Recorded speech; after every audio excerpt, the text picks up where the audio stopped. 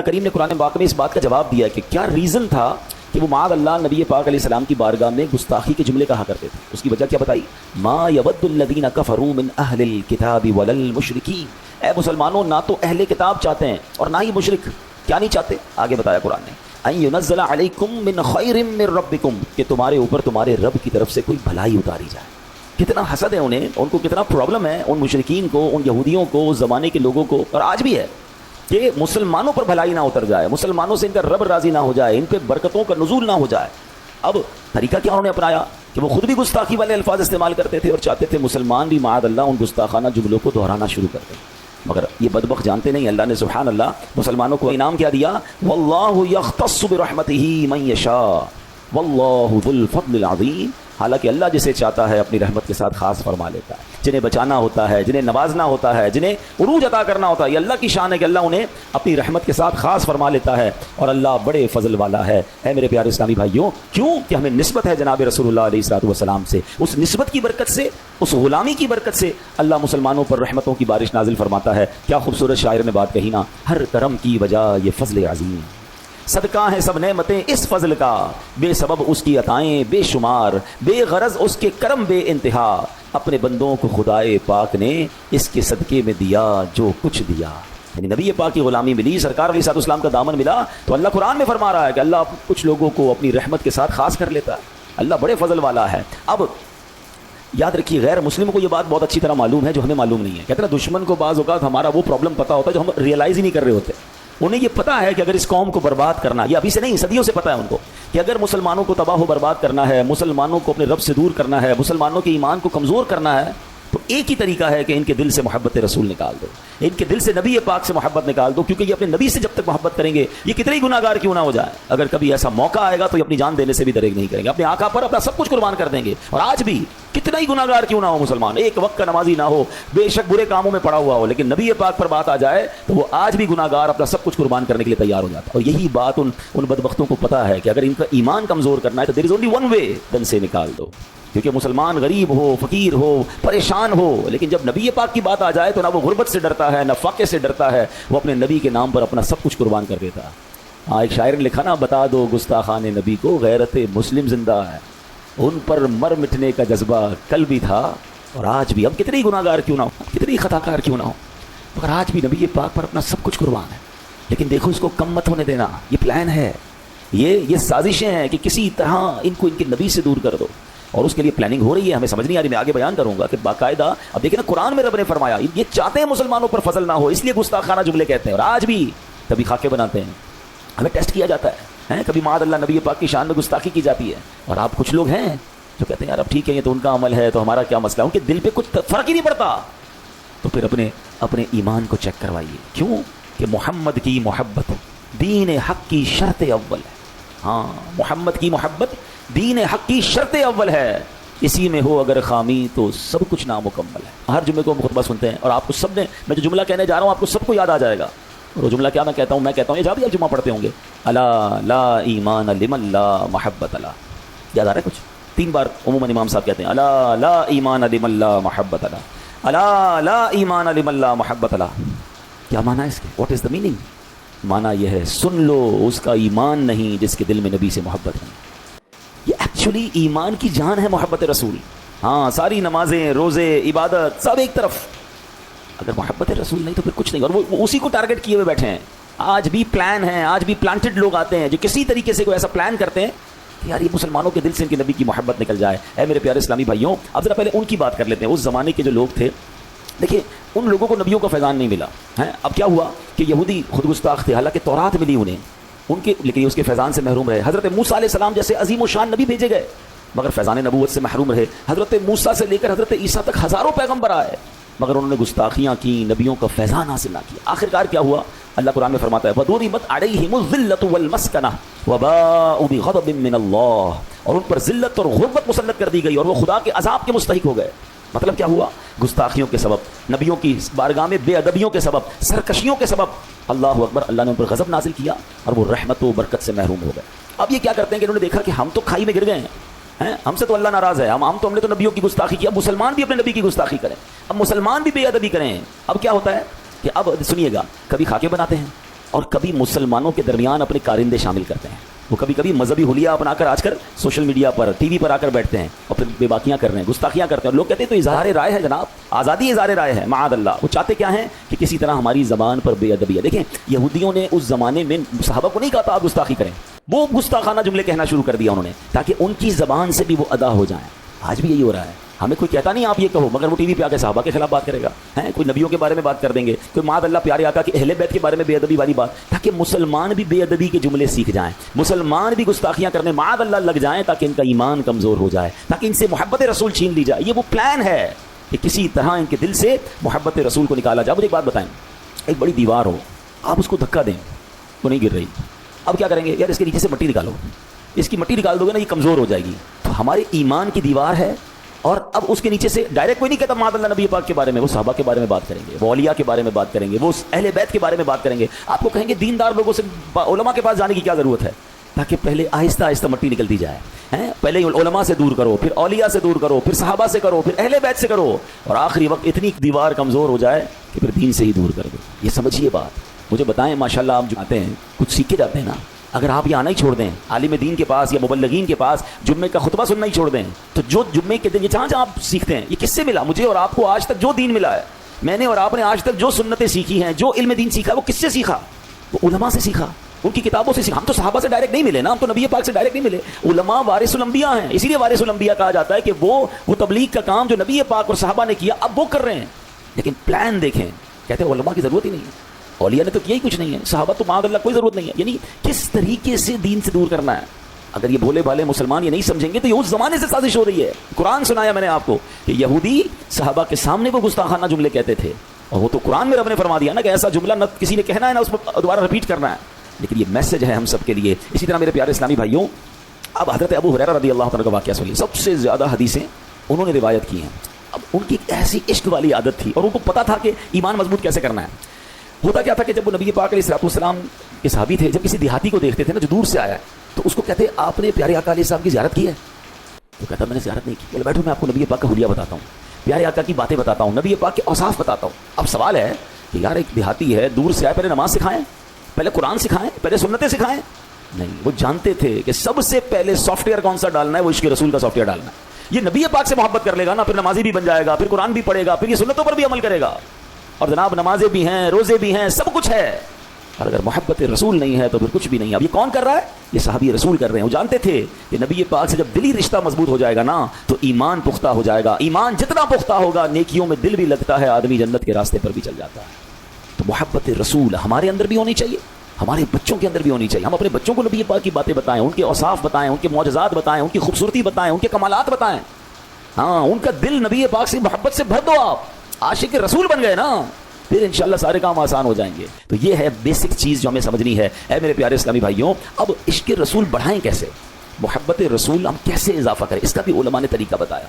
بڑی پیاری بات بتائی کہ سب سے پہلے تو قرآن میں جو رب نے نبی پاک کی شانیں بیان کی ہے نا, قرآن نے جس طرح اپنے حبیب کا ذکر کیا, اللہ نے جس طرح اپنے حبیب کا ذکر کیا, جس طرح نبی پاک کی شان, آپ دیکھیں میں کوشش کر رہے ہیں ہم نبی پاک کے بہت سارے اوصاف قرآن سے سمجھتے ہیں.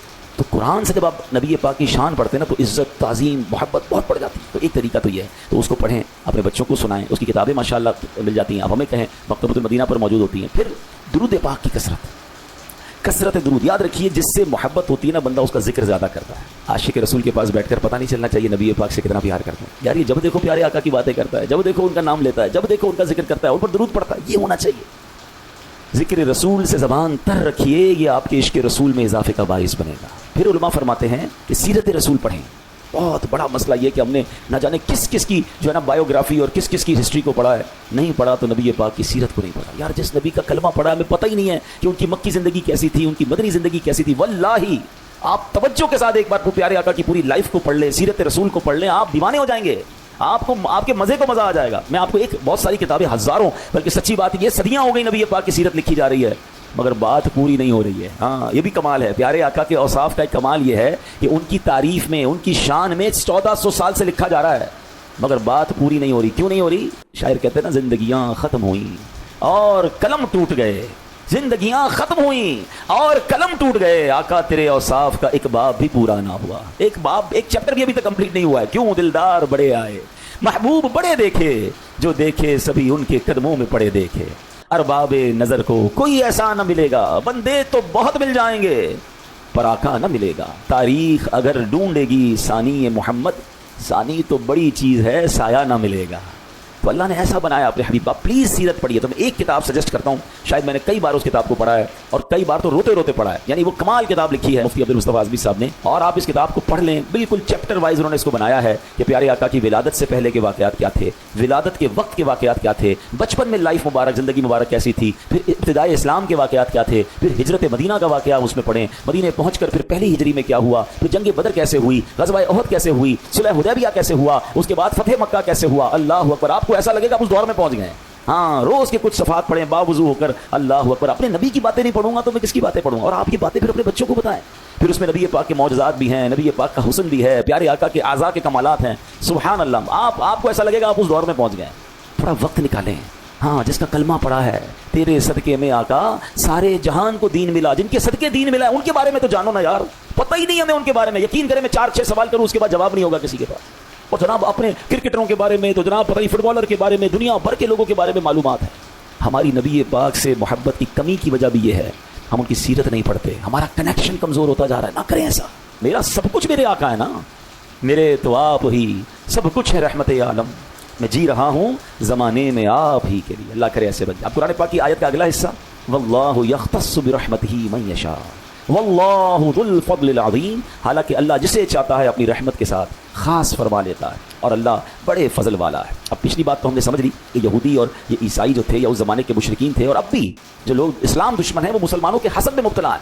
मगर सुभान अल्लाह, अल्लाह करीम जिसे चाहे अपने फजल के साथ ख़ास फरमा लेता है। किस्मती मैं तेरा उम्मती, ये सदका है जनाब रसूलुल्लाह अलैहिस्सलातु वस्सलाम का कि हमें एक नेकी करें तो 10 नेकियों का सवाब। सारी जिंदगी भी कोई गुनाह करे, एक बार सच्ची तौबा करे, अल्लाह पिछले सारे गुनाह माफ फरमा देता। ये सदका है जनाब रसूलुल्लाह अलैहिस्सलातु वस्सलाम का। वह मेरे प्यारे इस्लामी भाइयों, नबी पाक ने फरमाया जब यूं हुआ कि इस उम्मत ने काम थोड़े किए मगर अजर दुगना मिल गया, डबल मिल गया, तो यहूद और नसारा गुस्से में आ गए, बोले हमने काम ज्यादा किया, हमें अजर कम दिया जा रहा है। अल्लाह पाक ने फरमाया क्या मैंने तुम्हारे हक से कुछ कम किया है? तुम्हें तो पूरा मिल गया ना। हाँ, तो फिर अल्लाह ने फरमाया ये अल्लाह पाक का फजल है, रब्बे करीम जितना चाहता है फजल अता फरमाता है। उन लोगों का तो पैसे कम नहीं हुए, जो उनसे बात हुई थी वो तो दे दिया ना। अब अल्लाह की मर्जी एक ऐसी उम्मत आई क्योंकि वो हबीब पाक की उम्मत थी जो काम थोड़ा करती है, अल्लाह अजर ज़्यादा अता फरमाता है।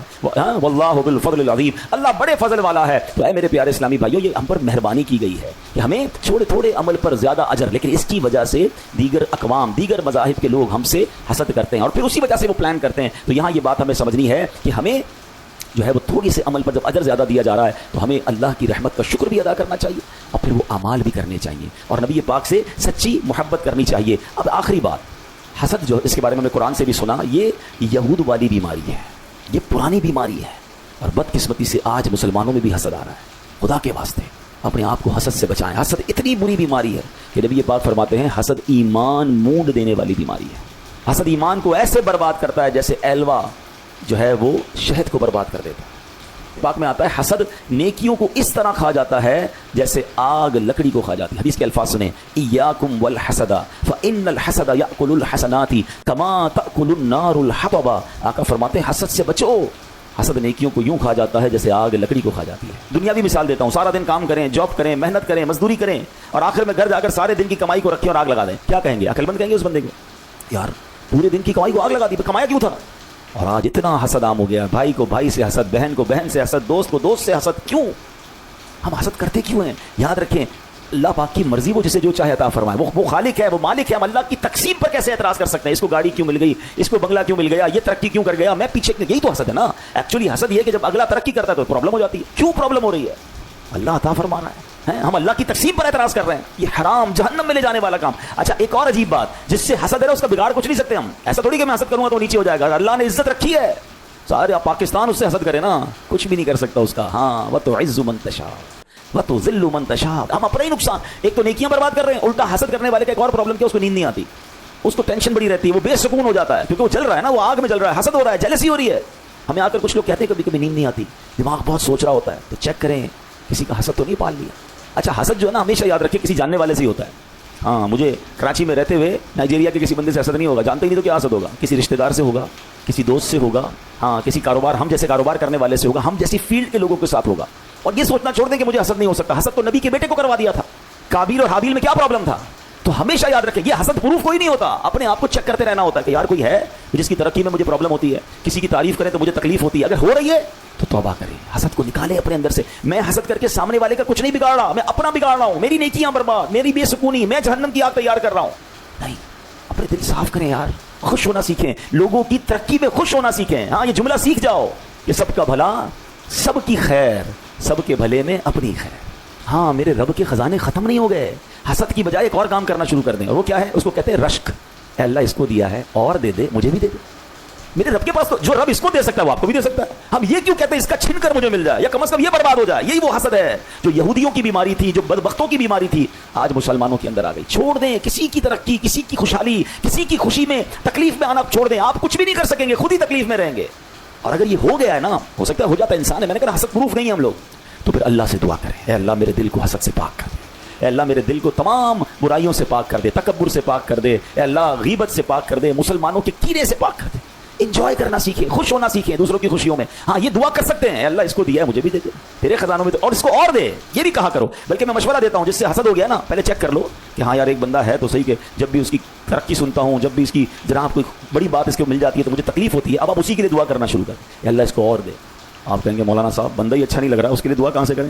تو اس کا مطلب پرابلم ہے نا کہ تمہیں مسلمان کے لیے دعا کرنے میں بھی پرابلم ہو رہی ہے. یہی تو حسد ہے, یہ تو ٹیسٹر ہو گیا نا کہ اتنا گندا ہو گیا میرا دل کہ میں اس کی دعا نہیں کر پا رہا, دعا کرتا ہوں تو برا لگتا ہے. یہی چیکنگ تھی, یہی ٹیسٹ تھا, یہی وائرس ہے.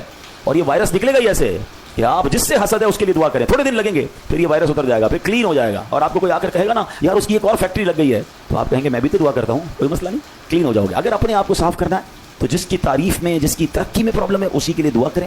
ہاں اللہ سے یہ بھی کہیں میرے مولا مجھے بھی دے دے. جب آپ دوسروں کا بھلا سوچیں گے وہ رب کریم آپ کو بھی عطا فرمائے گا. اور جس نے دوسروں کا برا سوچا تھا آخر میں کیا ہوا کہ اس کی گردن ہی اڑا دی گئی نا. اللہ کرے کہ آج کے اس واقعے سے ہم میسج بھی لیں, سبق بھی لیں, حسد کو اپنے دل سے نکالیں. ارے دل سے گندگی نکلے گی تو سینہ مدینہ بنے گا نا. ہم تو عشق رسول کی بات شروع کر کے بیٹھے تھے, اگر سینے کو نبی پاک کے عشق کا مدینہ بنانا ہے تو دل سے یہ ساری گندگیوں کو دور کرنا ہے. اللہ کریم ہمارے دلوں کو صاف اور اجالا فرمائے, آمین بجاہ النبی الامین صلی اللہ تعالی علیہ وسلم.